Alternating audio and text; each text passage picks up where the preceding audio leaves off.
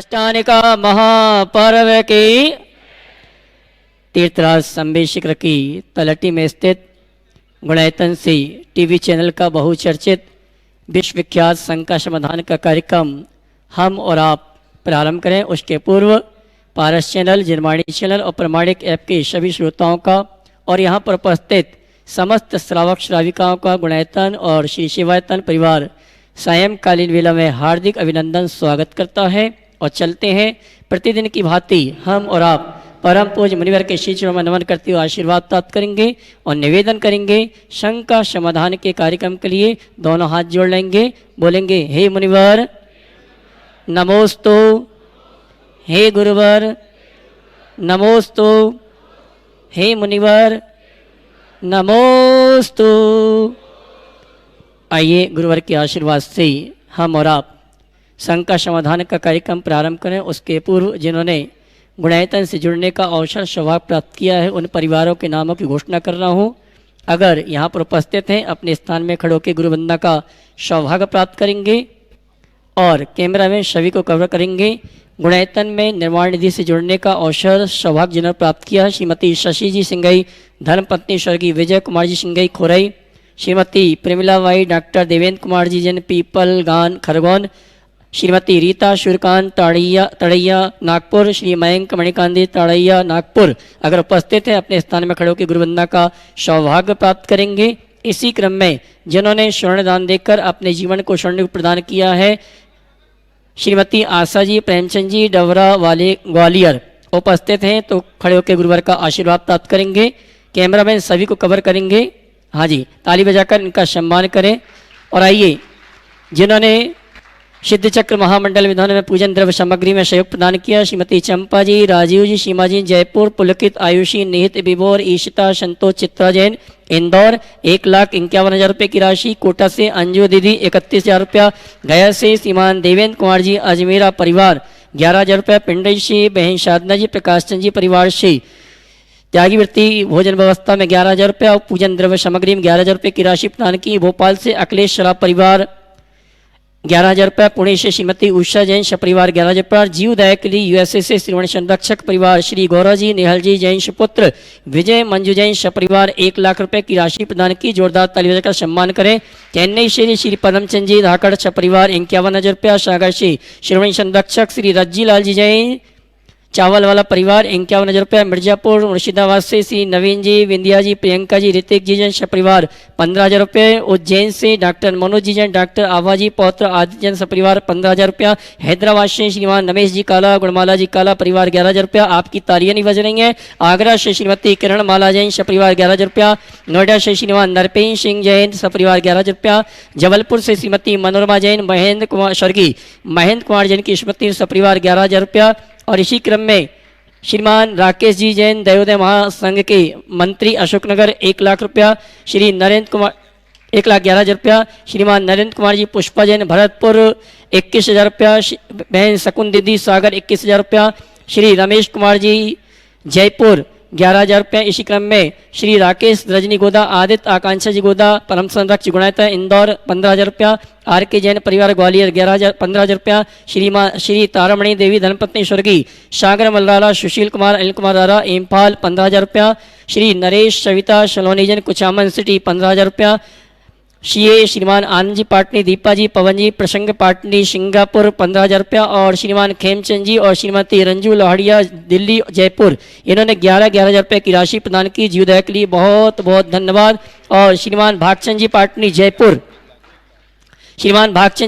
जयपुर इन्होंने जीवदया के लिए 1,00,000 रुपये की राशि देने की घोषणा की है। बहुत बहुत धन्यवाद। इसी क्रम में आगरा से श्रीमान शीतल प्रसाद जी, श्रीमती कुसुम जी, अनूप जी, मनोज जी, शिरांश जी, अभय जी, वर्धमान जी, जमुना प्रसाद नैवेचन जी 15,000 रुपया, श्रीमती पद्मावती जैन आगरा 11,000 रुपया। और इसी क्रम में कोलकाता से श्रीमान सुरेश जी, सरिता जी, रोहन जी, नेहा जी, अंकित, नैना, आन्या, आयंस, आरम, राजवीर पाटनी विधान सहयोग में 51,000 रुपया, त्यागीवृत्ति भोजन व्यवस्था में 51,000 रुपये की राशि देने की घोषणा की है। बहुत बहुत इन परिवारों के लिए धन्यवाद। और आइए मैं आमंत्रित करूंगा मंच पे उन श्रावकों को जिन्होंने गुणायतन से जुड़ने का सौभाग्य प्राप्त किया। सर्वप्रथम आमंत्रित करूंगा श्रीमती उमराव देवी पुत्रवती श्री अजित संगीता गोदा गुवाहाटी असम इन्होंने स्वर्ण दान देकर अपने जीवन को स्वर्णिम प्रदान किया। अगर उपस्थित हैं वे आएंगे मंच पर और परम पूज्य मुनिवर के श्री चरणों में नमन करते गुरु वंदना का सौभाग्य प्राप्त करेंगे। शायद यहाँ उपस्थित नहीं है, ताली बजाकर उनका सम्मान करें। इसी क्रम में श्रीमान नरेश किरण जी वैशाखिया, अंकित अंकुर वैशाखिया नागपुर, जिन्होंने स्वर्ण दान देकर अपने जीवन को स्वर्णिम प्रदान किया, अगर उपस्थित हैं तो वे परम पूज्य मुनिवर के श्री चरणों में नमन करते गुरु वंदना का सौभाग्य प्राप्त करेंगे। और उनके सम्मान के लिए मैं आमंत्रित करूंगा श्रीमती सुशीला जी पाटनी और श्रीमती चंद्रकला जी पाटनी। ये आएंगे। सम्माननीय श्री नरेश जी किरण जी वैशाखी परिवार का सम्मान का कार्यक्रम गुणायतन परिवार की ओर से करेंगे और आप ताली बजाकर इनका सम्मान करें। आइए श्रीमती सुशीला जी पाटनी, श्रीमती चंद्रकला जी पाटनी आएंगी और सम्मानी पुण्याजक परिवार का सम्मान का कार्यक्रम संपन्न करेंगे। इसी क्रम में निर्माण शारथी के रूप में श्रीमान वीरेंद्र कुमार जी कांता जी न्यू दिल्ली, संरक्षक नम्रता जी अग्रवाल सिडनी के माता पिता हमारे बीच उपस्थित हैं। मैं आमंत्रित करूंगा वे आए, परम पूज्य मुनिवर के श्री चरणों में नमन करते गुरु वंदना का सौभाग्य प्राप्त करेंगे। और उनके सम्मान के लिए मैं आमंत्रित करूंगा गुणायतन के ट्रस्टी श्रीमान मनोज जी अनामिका जी वाकलीवाल इंदौर, संरक्षक गुणायतन संरक्षक श्रीमान मनोज जी अनामिका जी वाकलीवाल, श्रीमान वीरेंद्र कुमार जी परिवार उनकी ओर से संरक्षक नम्रता जी अग्रवाल सिडनी। और आइए सूत्रधारक के रूप में गुणायतन से जुड़ने का अवसर जिन्होंने प्राप्त किया स्वर्गीय उत्तम चंद जी शतभैया की स्मृति में श्रीमती विषम जी, श्री निलय नीलू जी, श्रीमती श्वेता जी, प्रणत नीलियांश जैन शतभैया परिवार इंदौर, इन्होंने गुणायतन में सूत्रधार के रूप में जुड़ने का अवसर प्राप्त किया है। और उनके सम्मान के लिए मैं आमंत्रित करूंगा श्रीमान अनिल जी, अमिता जी दुर्गापुर श्रेणी संरक्षक गुणायतन, श्रीमान देवेंद्र जी अजमेरा गया, ये आएंगे हमारे सम्मानी।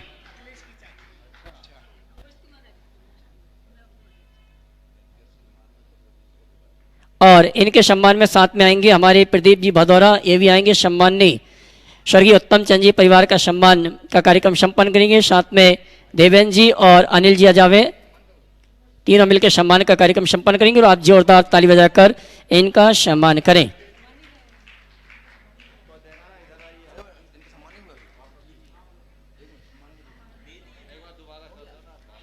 हाँ जी, हमारे नम्रता जी अग्रवाल सिडनी, उनके माता पिता का सम्मान प्रदीप जी भदौरा संपन्न करेंगे। आइए पहुंचिए। और आइए मैं आमंत्रित करूंगा संरक्षक श्रीमती नम्रता जी अग्रवाल सिडनी के माता पिता वे आए और परम पूज्य मुनिवर के श्री चरण में नमन करते गुरु वंदना का सौभाग्य प्राप्त करेंगे। और उनके सम्मान के लिए श्रीमान प्रदीप जी संध्या जी भदौरा टीकमगढ़। और मैं सम्मान सहित आमंत्रित करूंगा श्रीमान डॉक्टर PN जैन साहब, वे आए मंच पे स्थान ग्रहण करें। और चारों मंडल पुण्याजक परिवार के दो सदस्य मंच पर आ जावें। श्रीमान PN जैन साहब मैं सम्मान से आमंत्रित करूंगा, मंच में स्थान ग्रहण करें। और आइए चलते हैं, मैं आमंत्रित करूंगा श्रीमान संरक्षक जयंती परिवार से श्रीमान ताराचंद जी अलवर और उनके साथ श्रीमान नरेश जी, ये आएंगे परम पूज्य मुनिवर के श्री चरण में नमन करते गुरु वंदना का सौभाग्य प्राप्त करेंगे। आइए और उनके सम्मान के लिए मैं आमंत्रित करूंगा हमारे गुणायतन के श्रीमान संरक्षक मंडल पुण्याजक परिवार श्रीमान अशोक जी पाटनी किशनगढ़, वे आएंगे हमारे सम्मानित ताराचंद जी जयंती परिवार का सम्मान का कार्यक्रम संपन्न करेंगे। आइए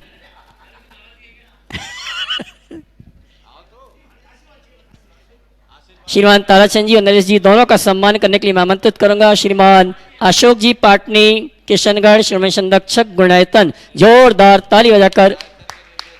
और गुणायतन के निर्देशक मुख्य मंडल पुण्याजक परिवार श्रीमणी संरक्षक गुणायतन के कर्ता धर्ता श्रीमान अशोक जी पाटनी सम्मान कर रहे हैं ताराचंद जी जयंती परिवार श्रीमान नरेश जी अलवर का। और आइए चलते हैं,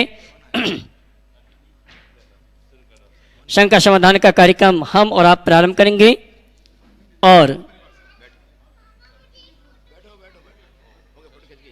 जी श्रीमती सुनीता जी महावीर जी जैन सांगानेर जयपुर, उसके बाद तैयार रहेंगे श्रीमान अशोक कुमार स्नेहलता जी छपारा मध्य प्रदेश। श्रीमती सुनीता जी महावीर जी जैन सांगानेर जयपुर, इसके बाद तैयार रहेंगे श्रीमान अशोक कुमार जी स्नेहलता जी जैन छपारा। नमोस्तु भगवान, मेरा और मेरे परिवार की तरफ से और हम सबकी तरफ से आपको त्रिवार नमोस्तु नमोस्तु नमोस्तु। महाराज जी, अर्यंतों के अनंत सुख और सिद्धों के अव्यवहार शुद्ध में क्या अंतर है? अनंत सुख और अव्यवहार सुख ऐसे देखा जाए तो कोई अंतर नहीं, लेकिन अरहंतों का जो सुख है वो शरीरावस्था में, इसलिए इसको व्याभात सहित माना है। और सिद्धों का सुख शरीरातीत है, इसलिए उसको अव्याभात का। अरहंतों को वेदनी कर्म का उदय भी होता है, साता वेदनी का उदय, और सिद्धों के लिए एक कर्म का उदय नहीं है, इसलिए उनका सुख इनसे ऊंचा माना जाता है। नमोस्तु महाराज जी। श्रीमान अशोक कुमार जी, स्नेहलता जी जैन छपारा, उसके बाद तैयार रहेंगी श्रीमती शारिका जी अमित गति सेठी गया।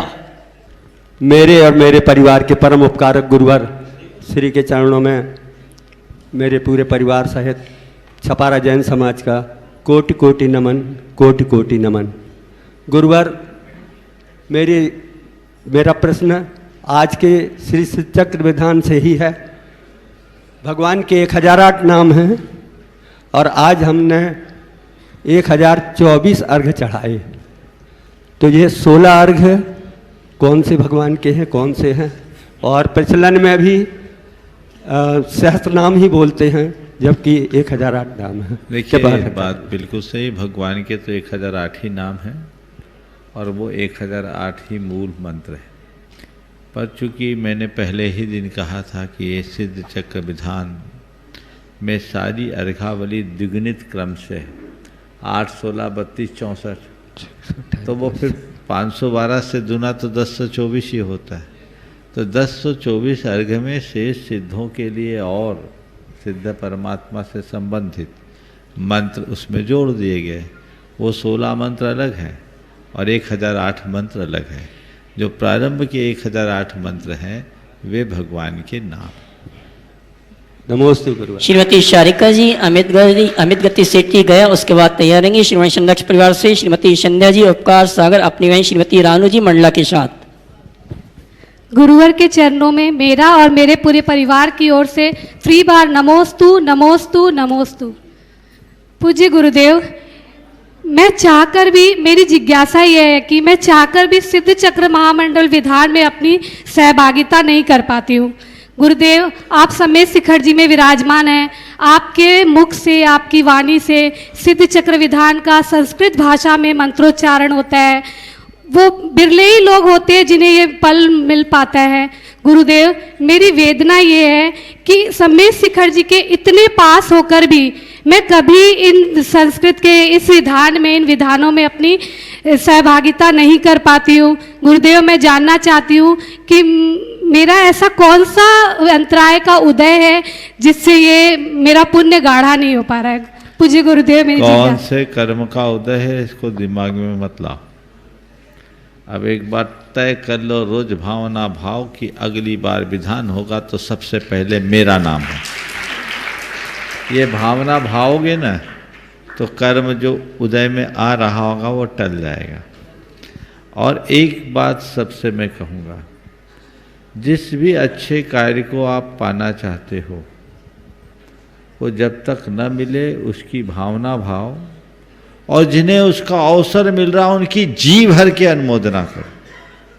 अनुमोदना से भी अंतराय टलता है। अनुमोदना करते जाएं, अंतराय टलेगा, निमित्त बनेगा। नमोस्तु गुरुदेव। श्रीमती संध्या जी उपकार सागर श्रीमती रानू जी मंडला के साथ, और आज के श्रावक श्रेष्ठी श्रीमान लोकेश जी, नरेश जी, संजय झांझी, किशनगढ़, चामन सिटी। मेरे परम उपकारी गुरुदेव, नमोस्तु नमोस्तु नमोस्तु, सभी की ओर से नमोस्तु। महाराज श्री एक अव्रती श्रावक है और वो बहुत अच्छे से पूजन, ध्यान, विधान सब कुछ करता है और यहाँ पर रहता है, सब कुछ बहुत अच्छे से करता है, मगर वो किसी कारण से व्रत नहीं ले पा रहा है। और जब वो घर जाता है तो अपने कार्यों में लग जाता है, तो कहा जाता है कि यह गज स्नान है। तो फिर वो अपने पुण्य को कैसे बढ़ाए और वो कैसे धर्म में लगे? देखिए, गज स्नान है इसका मतलब ये नहीं है कि सब व्यर्थ है। इसका मतलब ये है कि वो अपर्याप्त है। समझ गए? एक अव्रती रहते हुए अपना कल्याण नहीं कर पाएगा। उसका कल्याण तो तभी होगा जब व्रती बनेगा। और इसीलिए बार बार कहा जाता है कि उसकी जो भी धार्मिक क्रियाएं हैं उससे होने वाली जो कर्मों की निर्जरा है वह गज स्नानवत है। लेकिन उसके पास एक अवसर है पुण्य के संचय का। निर्जरा में वो बहुत अग्रणी नहीं बन सकता, लेकिन यदि वह पुण्यवर्धक क्रियाओं में लीन होता है तो पुण्य बंध करके परंपरा से मुक्ति को प्राप्त कर सकता है। इसलिए हर गृहस्थ को जब तक आवृत्ति है उसे पुण्यवर्धक क्रियाओं में लगना चाहिए। एक बात कल आई थी, अशोक जी ने पूछा था कौन सा पुण्य का उदय है। मैंने पुण्यानुबंधी और पापानुबंधी पुण्य की बात की थी। उससे एक बात और जोड़कर आज आगे कह रहा हूं जो आप लोगों को ध्यान देने योग्य है। पुण्य का जितना भोग करोगे उतना पाप बढ़ेगा। पुण्य का भोग मत करो, पुण्य का त्याग करो। एक सम्यक दृष्टि की यही विशेषता होती है कि उसको पुण्य के उदय से बहुत सारी संयोग मिलते हैं, उपलब्धियां मिलती है, 6 खंड का राज्य भी मिल जाता है, लेकिन वह उन्हें तुच्छ समझता है। उनके प्रति उपादेय बुद्धि नहीं रहती, हे भाव से उनका सेवन करता है और अंततः त्याग करके सर्वस्व त्यागी बनकर निर्गंथ अवस्था को प्राप्त करता है। तो जब मुनि बनकर निर्गंथ बनकर के आत्मा में डूबेंगे तब डूबेंगे। जब तक गृहस्थ अवस्था में है तब तक भी पुण्य का उदय है तो अच्छी बात है, पर पुण्य के भोग को कभी अच्छा मत मानना। पुण्य फल के त्याग में ही जीवन का उत्कर्ष है, क्योंकि पुण्य के भोग का मतलब क्या है? विषय कषाय, यही है ना पुण्य का फल। और विषय कषाय यानी पाप का बंध। तो पुराना पुण्य खपेगा और नया पाप बढ़ेगा, उल्टी हो जाएगी बैलेंस शीट। इसलिए प्रत्येक व्यक्ति को पुण्य का कम से कम भोग करना चाहिए। जब समय अनुकूल होता है मनुष्य इन सब बातों पर बिल्कुल ध्यान नहीं देता, पर कब स्थिति उसकी उलट हो जाए कहा नहीं जा सकता। इसलिए समझ अपने अंदर होनी चाहिए कि मुझे पुण्य का बंध करना है, पुण्य का भोग नहीं। और पुण्य के बंध के लिए पुण्य के फलों का त्याग करना है। ये संयम तो अब क्या है? आज आपने उपवास किया, मान लीजिए आज बहुत लोगों का उपवास है, एक बार उन सब के लिए आप जोरदार ताली से अनुमोदना करें जिन्होंने 8 दिन के उपवास किए और आज भी इतना बड़ा विधान उपवास पूर्वक किया। तो उपवास किया, क्या रोटी नहीं मिल रही थी? सामने उपलब्ध रोटी को त्यागा। तो किसको त्यागा? पुण्य को। तो त्याग तप संयम है क्या? पुण्य के फल के भोग को छोड़ना। और ये हम जितना छोड़ेंगे हमारा धर्म ध्यान उतना पुष्ट होगा। नमोस्तु गुरुदेव। आज के श्रावक शेट्टी श्रीमान लोकेश जी झांझरी परिवार कुचामन शेट्टी किशनगढ़, उसके बाद तेयनंगी श्रीमती हनी जी वेनाडा कलकत्ता, पुत्री श्री सुनील जी अजमेरा हजारीबाग। नमोस्तु गुरुदेव। गुरुदेव मेरी ये जिज्ञासा थी कि कई बार क्या होता है, हम लौकिक कार्य में ना कोई कार्य करते तो हमको पता है कि इसमें दोष लग रहा है, फिर भी वो करना पड़ता है। तो उसके लिए महर्षि क्या करें उस स्थिति में? मतलब कुछ समझ ही नहीं आता कि करेंगे तो दोष लगेगा और नहीं करेंगे तो लौकिक कार्य में करना ही पड़ता है उसको। देखो 2 स्थितियां, एक है कि दोष को भी जो दोष न माने और दूसरा दोष को दोष मानते हुए करे। जो दोष को दोष नहीं मानता वो कभी दोष मुक्त नहीं हो सकता, और जो दोष को दोष मान करके चलता है वो कभी भी दोषों से मुक्त हो सकता है। इसलिए कोशिश करो हमें जो दोष दिखता है हम उसका उपयोग ही न करें, फिर भी यदि करना ही पड़ता है तो हे बुद्धि से करो। नमस्ते महाराज जी। एक एक प्रश्न, सिर्फ छोटा सा प्रश्न है महाराज जी। मैं ये कह रहा था कि कर्म बंध कैसे बनते हैं और आपने एक बार प्रवचन में कहा कि अगर अपन सिर्फ नमो हरियंताणा बोलते रहे तो भी कर्मों की निर्जरा होती है, लेकिन वो भी पाप कर्म के वजह से वो भी नाम नहीं आता, वो भी थोड़े से समय में भूल भुला के नक्की कर जाते हैं। तो कर्मों का बंध क्या रात्रि में स्वप्न में भी होता है, और उसकी निर्जरा का क्या उपाय करें? जब तक हमारे अंदर के विचार हो या हमारे मन की, वचनों की या शरीर की प्रवृत्तियां हैं, तब तक कर्म का बंध होता है। ये सोते में भी होता है, जागते में भी होता है, चलते फिरते उठते बैठते हर क्रियाओं में होता है। समझ गए? हाँ, नमोकार मंत्र बोलने से कर्म की निर्जरा होती है, इसमें कोई संशय नहीं। लेकिन ये बात बिल्कुल सही है, जिसका भविष्य तब अच्छा होता वही नमोकार बोल पाता है, नहीं तो मामला बिगड़ जाता है। जबलपुर में गुरुदेव थे, मेडिकल कॉलेज में एक व्यक्ति को डॉक्टरों ने जवाब दे दिया। उनके परिवार में एक ब्रह्मचारिणी बहन थी, आचार्य महाराज के पास ले आए। 1984 की बात बोल रहा हूँ, मैं उन दिनों ब्रह्मचारी था। तो जब लेकर आए तो आचार्य महाराज ने कहा नमोकार बोलो, नमोकार बोलो। जोर से चीखते हुए कहा, बोला नहीं जाता। ये भी मैंने थोड़ा धीमे बोला है, इससे भी ज़्यादा। आचार्य जी ने कहा देखो, 1-2 मिनट संबोधा, चले गए, रास्ते में ही चले गए, घर नहीं पहुंच पाया वो। कर्म का तीव्र हृदय, बोला नहीं जाता है, चीखने के लिए ताकत है, पर नमोकार मंत्र बोलने का भाव नहीं। जिसके कर्म तीव्र हृदय में होते हैं उसकी बुद्धि उल्टी हो जाती है, वो कभी बोल नहीं पाता। नमस्ते महाराज जी, नमस्ते महाराज जी, नमस्ते महाराज जी। श्रीमती हनी जी वेनाडा कलकत्ता, उसके बाद तैयारेंगी जयंती परिवार से श्रीमान नरेश चंद जी अलवर, श्री ताराचंद जी अलपर, श्रीमणी संरक्षक गुणायतन। नमोस्तु गुरुदेव, नमोस्तु गुरुदेव, नमोस्तु गुरुदेव। गुरुदेव, आजकल के लोगों में एक सोच है, आपके पास पैसा है तो सब है, नेम फेम इज्जत सब मिल जाती है। वो सोचते हैं कि हम अच्छा सा अमाउंट डोनेट करें तो हमको रिस्पेक्ट भी मिल जाएगी। एक सिंपल सा फंडा हो गया ये, तो ये सोच कहाँ तक सही है? इसका अंदाज तो उस समय लग गया जब लोग कोविड से पीड़ित हुए, पैसा धरा रह गया और कुछ काम नहीं आया। समझ गए? पैसा है तो बहुत कुछ है, मैं मान सकता हूँ, पर पैसा है तो सब कुछ है, मानना कतई उचित नहीं है। पैसे की एक सीमा होती है, और पैसे वाले भी जब मोहताज होते हैं तो उनकी स्थिति बहुत भयानक होती है। हमारे अंदर कितना भी पैसा हो, थोड़े दिन के लिए नेम फेम मिल जाएगा, लेकिन पैसा हमारे जीवन को सुकून नहीं दिलाएगा। पैसे से हम अपने अंदर के संबंधों को अच्छा नहीं बना सकते। जब तक व्यक्ति का व्यक्तित्व भीतर से नहीं चमकता, तब तक उसका पैसा भी कोई काम का नहीं होता। इसलिए हमें इस सोच को बदलनी चाहिए। नमस्ते महाराज। श्रीमान नरेश चंद जी, श्रीमान ताराचंद जी अलवर, श्रीमणी संरक्षक जयंती परिवार अलवर। इसके बाद तैयारेंगे, सम्मान से आमंत्रित करूंगा कैंसर के विशेषज्ञ, हमारे जैन समाज के गौरव डॉक्टर P.N. जैन साहब, मुंबई, ट्रस्टी गुणायतन। नमोस्तु गुरुदेव, नमोस्तु गुरुदेव।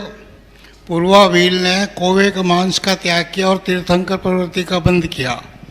बाद में चलकर राजा नंद कुमार मुनि बने, राजा नंद कुमार मुनि बने।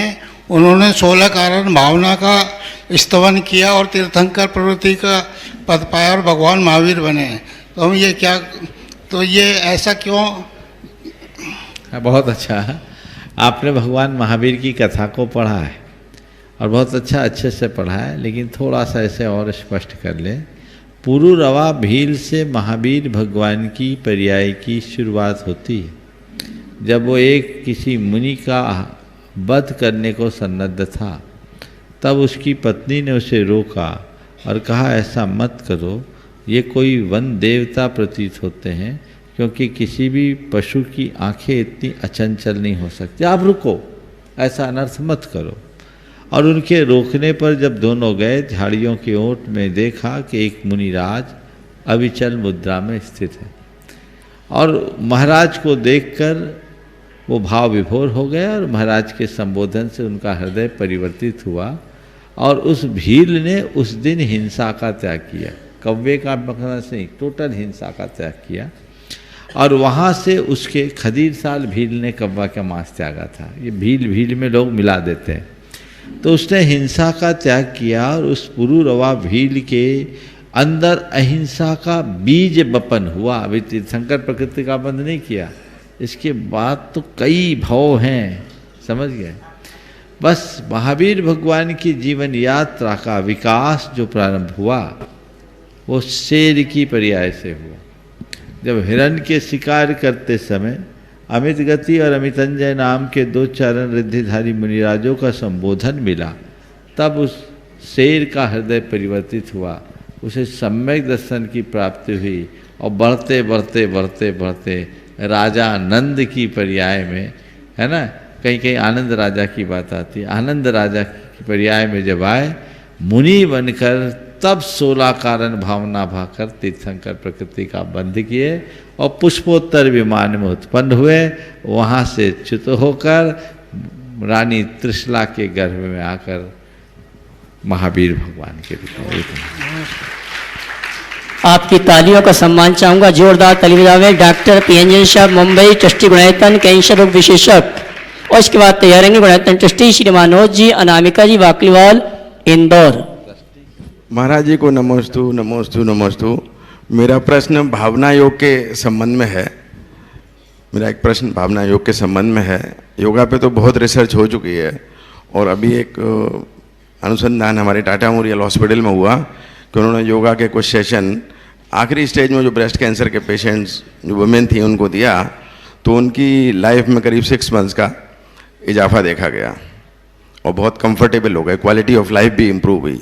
तो क्यों ना हम ऐसे प्रयोग भावना योग से भी संबंधित करें, क्योंकि हमारा भावना योग तो योगा से और भी ऊपर है और उसमें लोक मंगल की भावना, और आपने कहा है कि मंगल मंगल होए जगत में, सबका मन मंगल होए, तो वो थोड़ा डिफरेंट है योगा से।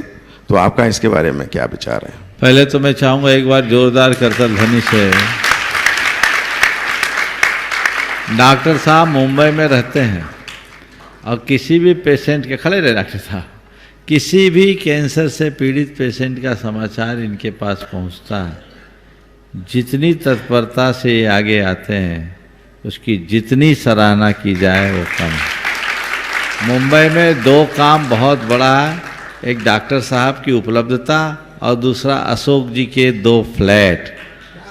वहाँ 6 फ्लैट हो गए, 2 से 6 हो गए क्या? हाँ, 6 कमरे और मरीज वहाँ से रह कर के पूर्ण आरोग्य लाभ ले रहे हैं। ये बहुत बड़ा काम है, बहुत अच्छा कार्य है। डॉक्टर साहब का उसमें बहुत अच्छा योगदान रहता है। आज आपने भावना योग का कैंसर से पीड़ित मरीजों के ऊपर प्रयोग करने के संदर्भ में कहा, मैं कहूँगा डॉक्टर साहब ये काम आपको आगे बढ़ाना चाहिए। आप तो प्रायः शंका समाधान सुनते ही हो, कितने लोगों के अनुभव इस मंच से प्रकट हुए, उसको आधार बनाकर इसको आगे बढ़ाना चाहिए। बिल्कुल भावना योग का बहुत अच्छा परिणाम दिख रहा है। 4th स्टेज का कैंसर भावना योग से ठीक हो रहा है। आज से करीब 20 दिन पहले एक व्यक्ति महाराष्ट्र से आया था, उसको महीने में 5 डायलिसिस होती थी। भावना योग किया, बोला अब मुझे महीने में 1 होती। यहाँ आकर और वो व्यक्ति पैदल बंदना करके उतरा यहाँ, ऐसा बताया। तो ऐसे कैंसर के अन्य बीमारियों से पीड़ित लोगों को जो अच्छे से भावना योग कर रहे हैं, भरपूर लाभ मिल रहा है। बहुत सारे चिकित्सकों ने भी इसे आगे बढ़ाया है। भावना योग के प्रचार प्रसार में वो लोग लगे हुए हैं। डॉक्टर साहब आप इस मोर्चे को संभालिएगा तो बहुत लोगों को लाभ मिल सकता है और हमें इस दिशा में आगे कार्य करना चाहिए। श्रीमान मनोज जी, अनामिका जी, वाकलीवाल, इंदौर, संरक्षक गुणायतन। उसके बाद तैयार रहेंगे सुप्रसिद्ध गीतकार गायक श्री अजित जी पांड्या, कुचामन सिटी। नमोस्तु गुरुदेव, नमोस्तु गुरुदेव, नमोस्तु गुरुदेव। गुरुदेव कोई भी अच्छा कार्य करने के लिए घर से निकलते हैं, जैसे कि मंदिर जाने के लिए घर से निकलते हैं, और मन में अगर ये विचार करते हैं कि हम घर के सामान भी ले आएं या मॉर्निंग वॉक भी हो जाएगा, तो और एक होता है कि मॉर्निंग वॉक करने जाते हैं और साथ में मंदिर के दर्शन भी हो जाएंगे। तो गुरुदेव क्या विचार ज़्यादा सही होता है? क्योंकि कार्य दोनों ही करना है, लेकिन विचार क्या ज़्यादा उचित होगा, मैं इस बारे में मार्गदर्शन चाहूँगी। देखो, हमसे आपका ही सवाल एक बार किसी ने थोड़ा सा बदल करके कहा, मैं उस सवाल को रखकर उत्तर देता हूँ तो शायद बात को समझने में अच्छा होगा। उन्होंने कहा, महाराज जी हम लोग घर से निकलते कि चलो बाज़ार भी घूम आएंगे, मंदिर भी हो आएगा, तो ये करना ठीक है। तो मैंने उनको उत्तर दिया था, मंदिर के लिए जाना तो बाज़ार मत जाना, बाज़ार के लिए जाओ तो मंदिर जा सकते हो। क्या बोल रहा हूँ? मंदिर के लिए जाओ तो बाज़ार मत जाओ, और बाज़ार के लिए निकलो तो मंदिर चले जाओ। मतलब हमारी प्राथमिकता में मंदिर होना चाहिए, मार्केट नहीं। सब्जी लेने चल रहे, चलो मंदिर भी होते आएंगे, तो भगवान और सब्जी बाजार एक बराबर हो गया। सब्जी बाजार में गए, बागजू मंदिर, चलो अपना अहोभाग्य हम मंदिर के दर्शन कर ले, वो मौका मत चूकना। भगवान के दर्शन का कोई मौका हो मत चूकना, लेकिन जो भगवान के दर्शन का कार्य है, पूज्य धर्म का कार्य है, उसे सर्वोच्च प्राथमिकता में लेना। तो मॉर्निंग वॉक करेंगे और मंदिर भी घूम आएंगे नहीं, मंदिर जाएंगे और फिर ऐसा कर लो लंबे मंदिर तक चले जाओ जिसमें वॉक भी हो जाएगा और मंदिर भी हो जाएगा। तुम्हारे जैसे लोगों के लिए इंदौर में बहुत सारे मंदिर हैं, हमको वॉक करने के लिए जाना है नहीं, हम मंदिर में जाएंगे, नए नए मंदिरों में रोज अलग अलग जाएंगे, प्राथमिकता बदल जाएगी। उसमें पाप तो नहीं लगता, लेकिन पुण्य कमजोर होता है। हमारी प्राथमिकता कितनी प्रबल है, बंधने वाले पुण्य पाप का संबंध उससे जुड़ता है। श्रीमान अजय जी पांडे कुचामन सिटी, उसके बाद तैयारेंगे Shrimati Meera ji Jain, Texas USA. Hello, नमोस्तु महाराज जी, नमोस्तु नमोस्तु। महाराज जी, कसाईयों से जो अनुरंजित होती है वो लेश्या होती है, तो 13वें गुणस्थान में सहयोग केवली में कसाई सब समाप्त हो जाती है, तो लेश्या क्यों बचती है फिर एक? ये पुराने संस्कार बस कहते हैं, वहाँ योग की प्रवृत्ति है, तो योग की प्रवृत्ति को भी लेश्या कहते हैं, समझिए। नमस्ते महाराज जी, नमस्ते। Shrimati Meera ji and Dallas, Texas. तुम्हारे सवाल से ऐसा लगता है कि तुम स्वाध्याय करने लगे हो, अच्छे लक्षण है। ताली तो बजाइए गीतकार अजित भाई के लिए। श्रीमती मीरा जी जैन, टेक्सास यूएसए, उसके बाद तैयारेंगे श्रीमती नम्रता जी सुधीर जैन, सिडनी। साथ में श्रीमती ममता जी सुधीर जैन, दिल्ली। गुरुवार को मेरा और मेरे परिवार का और समस्त जैन समाज डालस टेक्सास की ओर से नमोस्तु नमोस्तु नमोस्तु। गुरुवार, सबसे पहले तो आपका बहुत बहुत आभार कि आप यहीं पर शंका समाधान का प्रोग्राम नहीं करते, बल्कि अमेरिका में भी शंका समाधान का प्रोग्राम करते हैं, जिसके लिए हम बहुत बहुत आभारी हैं। महाराज जी समय निकालकर every Monday 7:30 to 8:30 gives a programme on Zoom, and हम उसका लाभ उठाते हैं। बहुत बहुत आभार। और दूसरा, महाराज प्रमाणिक पाठशालाएं चला रहे हैं अमेरिका के बच्चों के लिए, छोटे छोटे बच्चों के लिए जूम पढ़ी, और उसका मैं आपको बताऊं कि बच्चे ही लाभ नहीं उठा रहे, उसका मैं भी लाभ उठा रही हूँ, क्योंकि मेरे ग्रैंड किड्स हैं, उनके पास टाइम नहीं है क्लास लेने का जिस समय क्लास होती है। तो मेरे को ये तो समझ में आ गया कि नमोकार मंत्र उनको सिखाऊं, और आगे नहीं समझ में आया कि क्या सिखाऊं, तो मैं वो क्लासेस लेती हूँ, फिर उसके बाद अपने बच्चों को, ग्रैंड किड्स को सिखाती हूँ। सो उससे क्लास का बहुत बहुत आपका आभारी। सवाल करो। और एक महाराज ये है कि हम लोग विदेश में रहते हैं, तो हमें गुरुओं की साक्षात दर्शन नहीं हो पाते, तो उसके लिए जो ये हमारे कौन से कर्मों का वो है?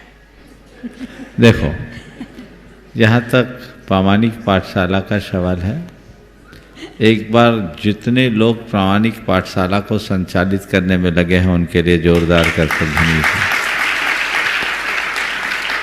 युवक और युवतियों का ये बहुत ही संगठित समूह भारत और भारत से बाहर अनेक देशों में बहुत ही अच्छे तरीके से इस पाठशाला का संचालन कर रहा है। उसकी जितनी सराहना की जाए उतना कम है। और वो बच्चों में संस्कार गढ़ने की एक अच्छी प्रक्रिया बन रही है। मैं सभी को आशीर्वाद देता हूँ, ऐसे आगे बढ़ते रहें। आपने जो सवाल किया कि विदेशों में हम रह रहे हैं, हम लोगों को दर्शन नहीं मिलते, ये हमारे किस पाप के उदय से? पाप तो अभी पुण्य में आ जाएगा, 1 मिनट में बदल जाएगा। निर्णय ले लो, अब तो जिम्मेदारियां पूरी आ गई, भारत आके बस जाओ। और उतना भी नहीं कर सको तो कुछ नहीं करना, अब तो दुनिया बहुत सिमट गई है। विदेश से यहाँ आने में 4-6 घंटे लगते होंगे, अमेरिका से कितने घंटे लगते हैं? 6-8 15 घंटे। तो आजकल तो ट्रेन से यात्रा करने वाले को 24-24 घंटे लग जाते हैं, तो उससे पहले आराम से आ सकते हैं। साधन तो है ही। देश विदेश में पहले भी लोग जाते थे, पुराणों में हमने पढ़ा है, 10-10 बरस के लिए विदेश जाते थे, सेठ साहूकार व्यापार करने के लिए। पैसा कमा के आए और उसके बाद विशुद्धतया धर्म किया करते थे। तो आप लोग वहाँ गए हैं, बस गए हैं। एक अच्छा पहलू यह है कि सब जगह भगवान के दर्शन सुलभ हो रहे हैं, ये बहुत अच्छी बात है। और लोग धार्मिक क्रियाएं भी कर रहे हैं। और ये टेक्नोलॉजी के दौर में हम फिजिकली नहीं, वर्चुअली तो दर्शन कर ही रहे हैं ना। तो ये भी टेक्नोलॉजी के माध्यम से लाभ लेकर के लोग अपने जीवन में बदलाव घटित कर सकते हैं, और ऐसा बदलाव घटित करने का प्रयत्न करना चाहिए। और रोज नहीं आ सको तो साल में एक बार, जब तक सक्षम हो, हम भारत आएंगे और गुरुओं के सानिध्य में अपना समय बिताएंगे। इतना सोच लो, काम हो जाए। और अंत, चूंकि संलेखना वहाँ के कानून के अनुकूल नहीं है, तो संलेखना करना है तो आखिरी में तो भारत में ही बसना होगा। वहाँ रहोगे तो चाह करके भी कुछ नहीं कर पाओगे, इसलिए भाव देखना चाहिए, है ना। श्रीमती नम्रता जी, सुधीर जी जैन, सिडनी, संरक्षक गुणायतन। उसके बाद तैयार रहेंगे श्रीमान सुशील जी, श्रीमती वीना जी विलाला, कोटा। महाराज श्री के चरणों में नमोस्तु नमोस्तु नमोस्तु नमोस्तु। महाराज श्री, पहले तो मैं यहाँ सभी व्यवस्थापकों के लिए बहुत बहुत आभार सब स्टाफकों की तरफ से देना चाहूँगी कि बहुत ही बढ़िया व्यवस्था की गई है, जिसकी जितनी भी प्रशंसा की जाए कम है। मेरी जिज्ञासा ये है कि महाराज जी, बच्चों को दान के लिए कैसे प्रेरित करें? बच्चों को दान करने के लिए कैसे प्रेरित करें? हम लोग खुद दान देते देख करके बच्चे अपने आप प्रेरित होंगे। उनको कहो कि हमारे ऊपर समाज का बहुत बड़ा ऋण है, तो हमें चाहिए कि हम भी उस ऋण को चुकाएं। आज हमारा जो जीवन बना है, हमारी जो पर्सनालिटी है, उसमें समाज की बड़ी भूमिका है। तो जब हमने समाज से कुछ लिया है तो ये हमारी जिम्मेदारी होती है कि हम भी समाज को कुछ दें। ऐसी भावना जब हम उनके हृदय में जगाएंगे तो उनके अंदर भी दान देने की प्रेरणा जगेगी। और आइए सुशील जी, वीना जी विलाला परिवार, कोटा, अपनी शंका का समाधान प्राप्त करें। उसके पूर्व आप सभी को कहना चाहूँगा, अद्भुत ऐतिहासिक अकल्पनीय प्रभाव के साथ सिद्ध चक्र महामंडल विधान संपन्नता की ओर है। कल प्रातःकाल की वेला में अभिषेक शांतिधारा हवन के माध्यम से इस अनुष्ठान का समापन होगा और कल महा शांतिधारा 55 मिनट की लगभग होगी परम पूज्य मुनिवर के मुखारविंद से। और जो भी महाशांतिधारा में अपने परिवार की ओर से सहभागिता दर्ज कराना चाहते हैं, अपनी मानसिकता बना के रखेंगे। लेकिन परम पूज्य मुनिवर, आपसे एक शंका करना चाहूँगा, लघु शांतिधारा, बृहद शांतिधारा, विशेष शांतिधारा, रिद्धि मंत्रों की शांतिधारा और महाशांतिधारा में क्या अंतर है? शंका का समाधान कीजिए। भाई, लघु, बृहद, महा जैसे जैसे शब्द जुड़े हैं, उन शब्दों का जो अंतर है वही उनके परिणाम का अंतर है। कल पूर्णमासी का दिन है। प्रत्येक पूर्णमासी को यहाँ महाशांति धारा होती है और उस महाशांति धारा में बीजाक्षर मंत्रों के साथ भगवान के सहस्त्र नामों का उच्चारण होता है और उनका एक अपना प्रभाव है। हम लोक मंगल की भावना भाते हैं और जितनी प्रगाढ़ता से मंगल भावना भाएंगे उसका परिणाम उतना प्रगाढ़ होगा। नित्य जो शांति धारा होती है, मैं तो कहता शांतिनाथ भगवान के नामस्मरण मात्र से शांति हो सकती है, होती भी है। लेकिन जब हम कोई बृहद अनुष्ठान करते हैं उसमें हमारी भावधारा विशेष हो जाती है और विशेष का परिणाम विशेष होता है। इसके बहुत सारे अनुभव हैं पर मैं उन सब की चर्चा नहीं करूँगा क्योंकि आप उनको चमत्कारों से जोड़ लोगे। लेकिन मैं आपसे इतना ही कहना चाहता हूँ ये एक अच्छी क्रिया है और इसका जिन्हें सौभाग्य मिलेगा वही लाभ ले पाएंगे। और आइए श्रीमान सुशील जी, श्रीमती वीना जी, विलाला कोटा, उसके बाद सम्मान सहित आमंत्रित करूंगा अगली शंका के लिए हमारे गुणायतन के निर्देशक भामाशाह जैन समाज के गौरव मुख्य मंडल प्रयोजक श्रीमान अशोक जी पाटनी किशनगढ़। गुरुदेव के चरणों में मेरा और मेरे परिवार का त्रिबार नमोस्तु नमोस्तु नमोस्तु। ये गुरुवर, मेरी एक जिज्ञासा है, मूक पशु पक्षी को भोजन कराना और मंदिर जी या धर्म कार्य में दान करना या उसमें अपना सहयोग प्रदान करना, उसमें अपना दोनों का अपना अपना क्या महत्व है? देखिए, मंदिर में जो दान है वो पारमार्थिक दान है और मूक पशु पक्षियों की सेवा करना ये करुणा दान के अंतर्गत आता है। दोनों अपना अपना महत्व रखता है। हमारे अंदर करुणा की भावना होनी चाहिए जिससे हम मूक पशु पक्षियों की सेवा कर सकें और पारमार्थिक क्षेत्र में जहाँ मौका मिले हमें दान करने का प्रयास करना चाहिए, क्योंकि यहीं से हमारे अंदर करुणा की भावना भरेगी। इसलिए करुणा दान और पारमार्थिक दान दोनों की अपनी अपनी महत्ता, उसके अनुरूप कार्य करें। नमोस्तु गुरुदेव। श्रीमान अशोक जी पाटनी अपनी शंका का समाधान प्राप्त करें। उसके पूर्व में आमंत्रित करूंगा शिवायतन के अध्यक्ष श्रीमान राजकुमार जी अजमेरा और साथ में प्रताप जी छावड़ा गुणायतन ट्रस्टी ये आएंगे, मंच पर स्थान ग्रहण करें। नमस्ते महाराज जी, श्री के चरणों। महाराज जी, मेरी जिज्ञासा है कि नंदीश्वर द्वीप में 500 धनुष की रत्नमयी प्रतिमाएं होती है और चारों निकाय के देव और स्वधर्म इंद्र भी अपने परिवार के सहित और न दिन रात का भेद भी नहीं है और पूजा अर्चना करते हैं। और हम भरत ऐरावत क्षेत्र में रहने वाले भी नंदीश्वर द्वीप की पूजा और अर्चना करते हैं। तो उनके पुण्य में और उनकी कर्म की निर्जरा में और हमारे पुण्यवर्धन में और निर्जरा में क्या अंतर है क्या? अर्जुन ने द्रोणाचार्य से साक्षात सरसंधान सीखा और एकलव्य ने द्रोणाचार्य की मूर्ति से सरसंधान सीखा।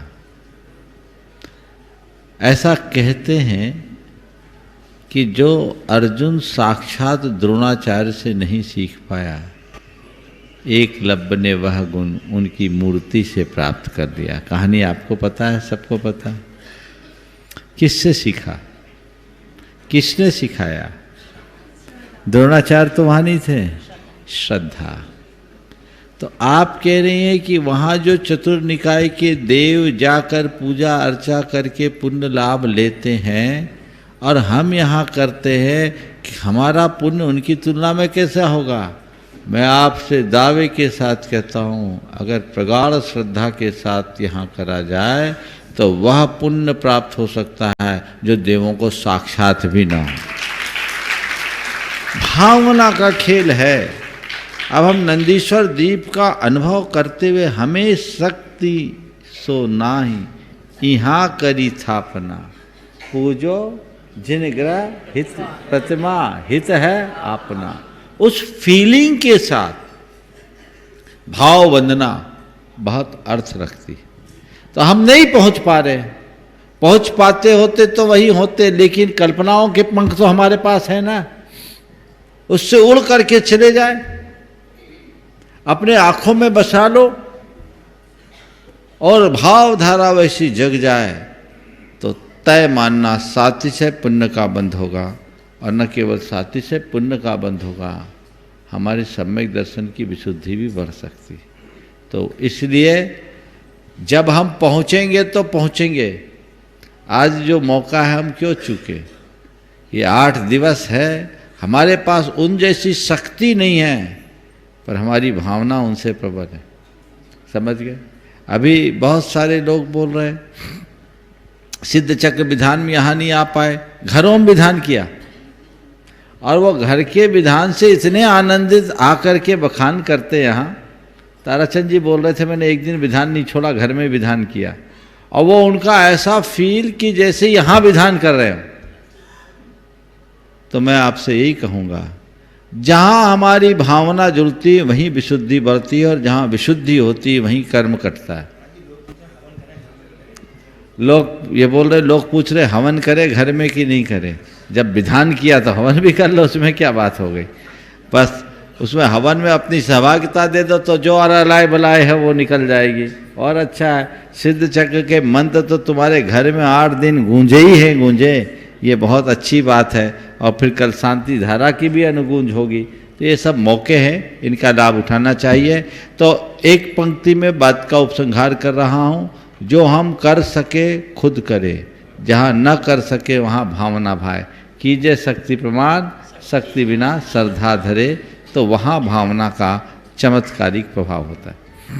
नमस्ते महाराज श्री। महाराज श्री, मनुष्य जन्म मिला, मनुष्य पर्याय मिली, जैन कुल मिला, अच्छा परिवार मिला और संपन्नता मिली, ये सब पुण्य से मिला। अभी आपने कहा था कि पुण्य का खर्च करोगे, पुण्य से जो मिला उसको खर्च करोगे तो पुण्य तो पाप बांधोगे। तो हमें ऐसा क्या करना चाहिए जिसमें पुण्य में कमी नहीं आवे और पाप नहीं बंधे? बहुत अच्छा सवाल। रोज जो सारे उपदेशों का सार है वो तो यही है,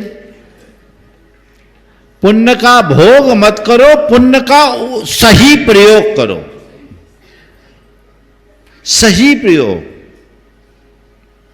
अब पुण्य के योग से अच्छा शरीर मिला। अब आदमी एक है जो अपना अच्छा शरीर उसे प्रदर्शन करने का एक माध्यम बना दिया, अपने शरीर का अभिमान कर रहा है।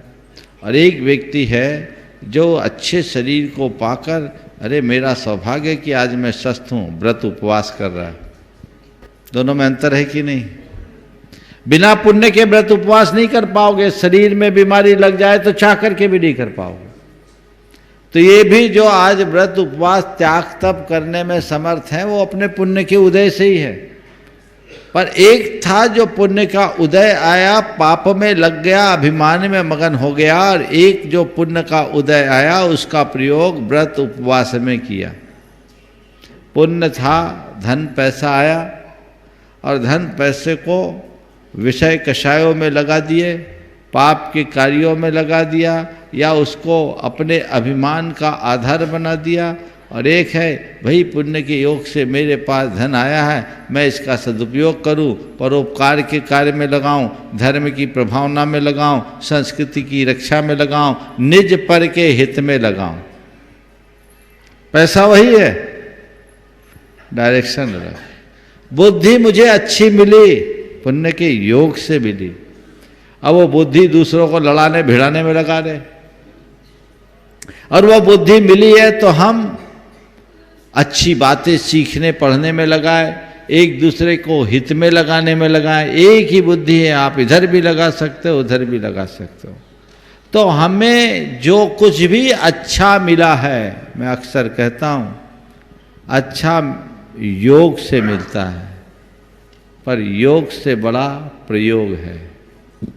पुण्य से ये सब कुछ मुझे मिला, मैं उसका प्रयोग कैसा कर रहा हूं, मुझे ये देखना है।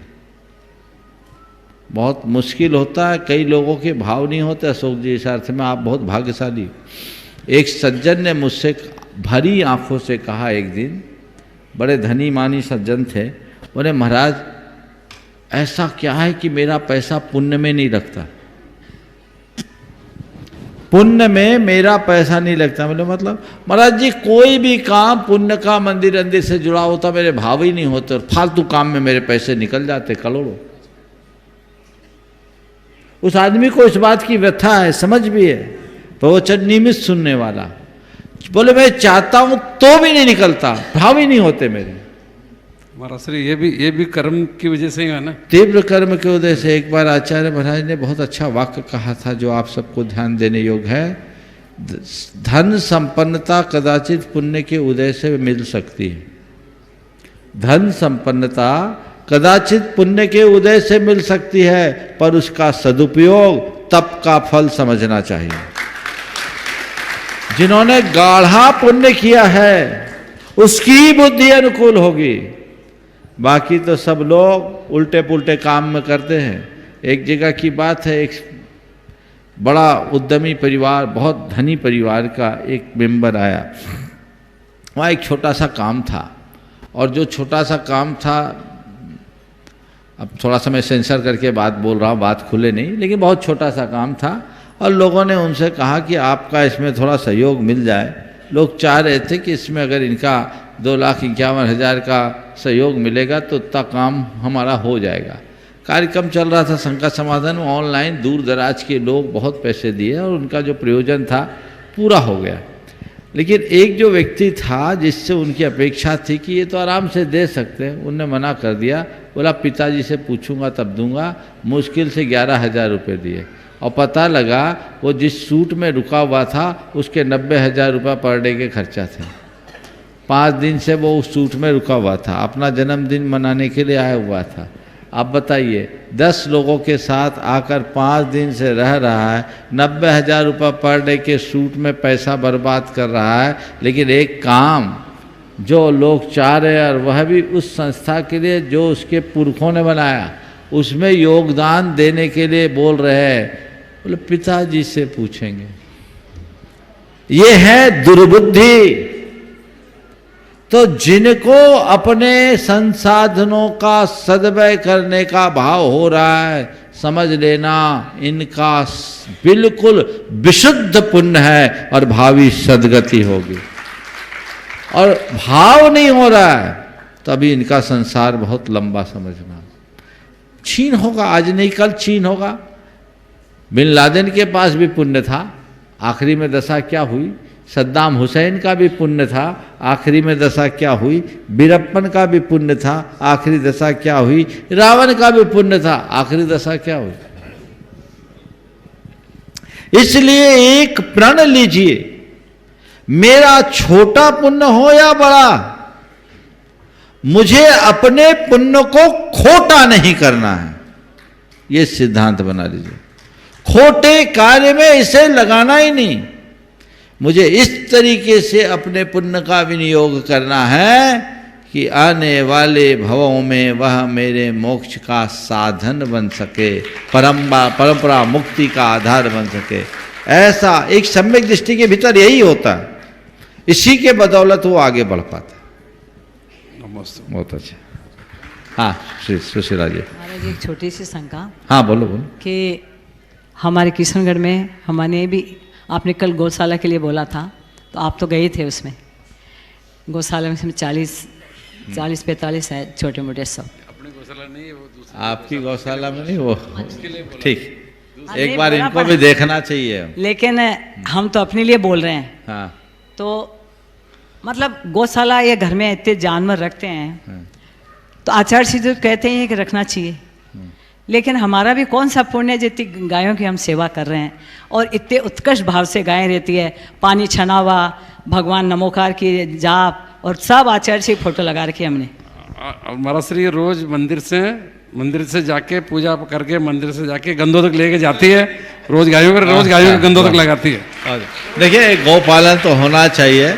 मैं आपके माध्यम से एक संदेश सभी को दूंगा, हर समर्थ आदमी को अपनी गौशाला रखनी चाहिए कई दृष्टियों से। एक तो अगर आपकी देसी गाय की गौशाला होगी, आपको शुद्ध घी दूध मिलेगा, कोई बीमारी आपके शरीर में प्रवेश नहीं करेगी। जिनके पास साधन है उन्हें गोपालन करना चाहिए और उससे सकारात्मकता बढ़ती है। बहुत सारे रिसर्च इससे जुड़े हुए हैं, उनका लाभ लेना चाहिए। आजकल बाज़ार से जो घी दूध मिलता है, सच्चे अर्थों में अगर मुझसे पूछो तो मैं कहूँगा वो खाने योग्य ही नहीं है। वो हम पूरी तरह निर्वद्ध उसे नहीं कह सकते, न शुद्ध है न निर्वद्ध है। उसे हम अहिंसक की संज्ञा नहीं दे सकते। जो डेयरी का आता है खासकर अपना दुहा के लेते हैं, उनके लिए तो ठीक है। तो जिनको जिनको साधन है, महानगरों की जो व्यवस्थाएं मुझे पता है, लेकिन जिनके पास साधन है, जो समर्थ है, यदि वो ऐसा कार्य करे तो बहुत उत्तम। और आप ये जो कार्य कर रही है, संगी पंचेंद्रीय जीवों को सहाय की आप सेवा कर रही। और ये देखो, बैल को नमोकार सुनाया था चारू दत्त ने, तो उस बैल ने उसको कितना बड़ा सहयोग दिया। तो आप ऐसे जीवों का उद्धार करोगे, और वो भी सब भाषा समझती हैं, निश्चित वो हम सबके कल्याण का कारण होगा। महाराज जी, मेरा सौभाग्य नहीं, हमारी मम्मी जी थी तो वो सेवा करती थी जब डेली जाती, तो अब वो आज है नहीं, तो फिर हमारा सौभाग्य आया बस कि ऐसी वो छोड़ परंपरा के गए, आगे- उसको हम तो संभाले। बिल्कुल ऐसी परंपरा आगे बढ़नी चाहिए, बढ़ती रहना चाहिए। हाँ, और कुछ? गायों के बारे में एक बात बताना चाहता हूँ आपको।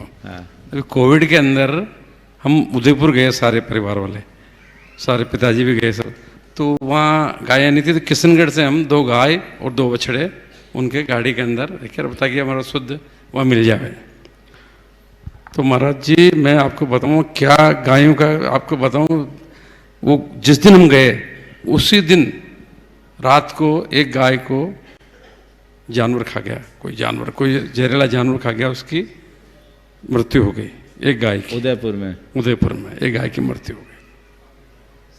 फिर मैंने उस गाय, उन तीनों, जो एक गाय और 2 बछड़े बच गए, उनको उदयपुर घर पे भेजा। हम वहाँ हमारे फोर्ट पे ठहरे हुए थे, तो मैं यहाँ जानवर, तो वहाँ भेजा। उसी दिन शाम को रात को वहाँ ज़बरदस्त खतरनाक सांप आया। उस सांप को फिर पता पड़ गया, हमने चौकीदार लगा दिए थे मैंने सारे, तो पता पड़ गया कि बहुत जैसा सांप आया। तो फिर सांप को पकड़ने के लिए मैंने कहा ये क्या करें, तो वहाँ उदयपुर में जो है पकड़ने वाले, तो उनको सांप को पकड़ के और जंगल में छुड़वाया। पर ये तो ठीक है महाराज जी, पर जो 3 गायें बची, एक गाय और 2 बछड़े बचे, 3 दिन तक उनको हाथों हाथ मैंने अगले दिन किशनगढ़ भेज दिया वापस। एक दिन भी दूध नहीं दिया वहाँ, एक दिन वहाँ भेज दिया वापस। तो वो दोनों बछड़े और एक गाय 3 दिन तक न तो पानी पिया, न कुछ चारा खाया, और उनकी आंखों में से टल टल आंसू बह रहे हैं। वो इतनी सुस्त हो गई तीनों गायें, दोनों बछड़े गाय। तो वो सब कितनी समझती है बताओ। 3 दिन तक पानी हम तो मार के पच गए, उसको पानी बंटा चारा कुछ भी नहीं खाया, न उदयपुर खाया न किशनगढ़ खाया। संगी पंचेंद्री है, मनुष्यों से ज़्यादा संवेदना उनके अंदर दिखती है। आपके किशनगढ़ की उस जिसमें हॉस्पिटल, उस गौशाला में मैंने देखा एक गाय 4 बछड़े को दूध पिला रही थी, और उस गाय की 3 टांग थी खुद की, उसका 1 बछड़ा था, और 3 बछड़े ऐसे थे जिनकी माएँ नहीं थी, और वो चारों को दूध पिला रही थी। अब ये सीखने की बात है, तो यही तो संवेदना है इन प्राणियों में होती है। और आइए मैं आमंत्रित करूंगा हमारे जी और हाथी गोला परिवार से गुणायतन ट्रस्टी श्रीमती सुधा जी गंगवाल गुवाहाटी। उसके बाद सम्मान सहित आवाज दूंगा हमारे महानुष्ठान में जिनकी विशेष भूमिका रहती है, इंदौर से श्रीमान अमित जी वास्तु। हे गुरुवर, आपके चरणों में सपरिवार बारंबार नमोस्तु नमोस्तु नमोस्तु। गुरुवर, शंका के साथ साथ एक ये समस्या है। श्रीमती सुधा जी अपने स्थान में खड़े हो जाएं, आने में थोड़ा दिक्कत हो रही है। हाँ बोलो। गुरुवर, शंका के साथ साथ एक समस्या है जो आपके सामने रख रहा हूं। कहते हैं तलवार के घाव से एक व्यक्ति घायल होता है और कुछ समय बाद वो घाव भर जाता है, लेकिन कलम से निकले हुए कुछ ऐसे शब्द जो लाखों लोगों की भावना को आहत करते हैं। आजकल हमारे समाज में कुछ छोट भैये पत्रकार पैदा हुए हैं जो समय पे व्हाट्सएप वीर भी बनते हैं और ये मुनियों की निंदा ही लिखते हैं, इसके अलावा कुछ नहीं करते। आजकल समाज के उच्च श्रेष्ठ पदों पर जो उनके शहर में रहते हैं उनकी चटकार करते हुए ये कुछ छोटे मोटे पदों पर भी बैठ जाते हैं, लेकिन ये मुनियों की निंदा और उल्टी सीधी व्हाट्सएप बाजी करते हैं। कुछ दूसरे लोगों की अगर कोई व्हाट्सएप आते हैं तो ये कचरे की तरह उसको फैलाने में लग जाते हैं। ऐसे लोगों का अगर कोई विरोध करता है तो ये दूसरे तरीके से उनको दबाने की कोशिश करते हैं। तो इन लोगों के प्रति समाज का क्या कर्तव्य होना चाहिए और इन लोगों को कौन सी गति का बंद होगा और इन्हें कोई गति मिलेगी भी कि नहीं मिलेगी? नमस्ते गुरुवार। देखिए, जो भी लोग हैं इस तरह के जो समाज में नकारात्मकता फैलाने का कार्य करते हैं, ये महान अनर्थकारी कार्य कर रहे हैं और हमें ऐसे लोगों से सावधान रहना चाहिए। और सबसे पहला काम इनका विरोध बाद में प्रश्रय बंद होना चाहिए। सबसे पहला आप प्रश्रय कौन देता है? प्रश्रय आप लोग देते हो। ऐसे लोगों के द्वारा प्रेषित मैसेज को बिना पढ़े फॉरवर्ड करने की आदत जो बन गई, अगर ऐसे लोग लिखे, उटपटांग लिखे और उसको आप वहीं रोक दो तो ये फैलेगा कैसे। लेकिन अभी भी समाज में ये प्रवृत्ति बनी हुई है, अच्छी बात तो फिर भी लोग रोक दे, पर बुरी बातों को तो आंख मूंद करके फैला देते हैं, केवल ये सोच करके कि मैं तुम्हीं को बता रहा हूँ, किसी दूसरे को नहीं बता रहा, उतने में ही पूरे दुनिया में फैल जाता है और मिनटों में ही ऐसे संदेश फैल जाते हैं। तो पहला काम लोगों को एक संकल्प लेना चाहिए कि किसी भी तरफ से यदि नकारात्मक संदेश आएगा तो हम उसे प्रसारित नहीं करेंगे और जो ग्रुप में एडमिन है उससे बोलकर उसे वहीं रोकने की कोशिश करेंगे। दूसरी बात, फिर ऐसे लोगों से संवाद कायम करना चाहिए और संवाद कायम करके उन्हें समझाने की कोशिश करनी चाहिए और एक दो बार उन्हें वार्निंग देनी चाहिए। और यदि कोई व्यक्ति बार बार इस तरह का काम करता है तो फिर जो भी सामाजिक स्तर पर या विधि सम्मत कदम उठाने की संभावना है उस पर विचार करना चाहिए। खासकर ऐसे लोगों से बचने के लिए हमें बहुत जरूरी तत्पर रहना चाहिए जिससे सामाजिक सौहार्द और आस्थाएं खंडित होती। नमोस्तु गुरु। जिनवाणी चैनल पारस चैनल के माध्यम से जो यहाँ के विधान से जुड़कर अनुष्ठान कर रहे हैं उन सभी के लिए सूचना है, कल 5:30 बजे से जिनवाणी चैनल में प्रसारण प्रारंभ जाएगा और पारस चैनल में 6:55 पे सीधा प्रसारण का कार्यक्रम, जब तक ये कार्यक्रम चलता रहेगा तब तक सीधा प्रसारण का कार्यक्रम चलता रहेगा। आप जुड़ के यहाँ के अनुष्ठान के साथ अनुष्ठान अपने घर जिलाने में कर सकते हैं। गणतंत्र श्री श्रीमती सुधा जी गंगवाल, हाथी गोला परिवार गुवाहाटी, उसके बाद श्रीमान सुरेन जी गुवाहाटी। हे गुरुदेव, मैं और मेरे परिवार की तरफ से बारंबार नमोस्तु नमोस्तु, गुवाहाटी समाज की तरफ से आपको बार बार नमोस्तु नमोस्तु। गुरुदेव, मैं कल समेत शिखर पर्वत की वंदना पे गई थी। पर्वत इतना साफ सुथरा था, बहुत अच्छा लगा वंदना करके। तो गुरुदेव, ये आप लोगों की कृपा है कि ये पर्वत के लिए जो इतनी बातें हुई, लेकिन अब तो पर्वत को देख के बहुत अच्छा लग रहा है। तो देखिए, आपने बहुत अच्छी बात कही है कि पर्वत बहुत साफ सुथरा है और यदि ऐसा है तो हम लोगों के लिए बहुत ही प्रसन्नतादायक। ये सफाई समाज की जागरूकता, प्रशासन की जागरूकता, यहाँ के स्थानीय लोगों की तत्परता के कारण हुआ। लोग जागरूक होंगे। पहला प्रयास तो सभी को ये करना चाहिए कि गंदगी हम फैलने ही न दें। गंदगी फैलाने वाला कौन है? आप यात्री ही तो हैं। ये मन में संकल्प लेकर के जाए कि हम ऊपर कोई भी कचरा नहीं फेंकेंगे। जो कुछ भी थोड़े बहुत अपनी ज़रूरत की चीज़ें लेकर जाते हैं उसे एक तो पॉलीथीन में लेकर नहीं जाएंगे और जिस भी साधन में लेकर जाएंगे उसे हम वापस लेकर आएंगे। यदि इतना संकल्प ले लेंगे तो पर्वत अपने आप साफ सुथरा बना रहेगा और जब तक ये पर्वत साफ सुथरा है तभी तक इसकी खूबसूरती है और इसका प्रभाव है। ये सबकी जिम्मेदारी है कि हम उसे निभाएं। समय आप सबका हो गया यहीं पर विराम। बोलिए परम पूज्य आचार्य गुरुवर श्री विद्यासागर जी महाराज। जय जय जय। बोले परम पूज्य मनीषी 160 प्रमाण सागर जी महाराज के